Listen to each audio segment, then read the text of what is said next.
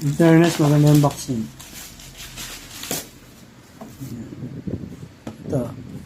Flexible holder for mobile phones and tablet. So yan. Ano natin.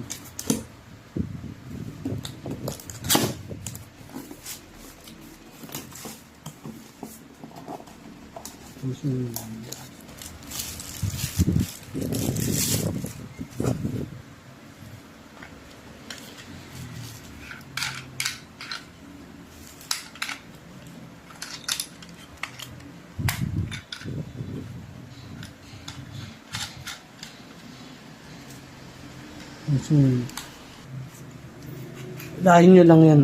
Yan. Pag cellphone, patayo siya. Pag tablet, pag ganun, pahiga. Yan yung cellphone, patayo. Tapos pag ididikit nyo siya sa na-adjust naman to. Yan. Adjustable. Kiklip mo lang, then ilalak mo siyang ganun. Siya yung panlock. Yan ganyan yung style yun. Yan. So, sa link, sa comment ko na lang ilagay yung pinaka-link nito.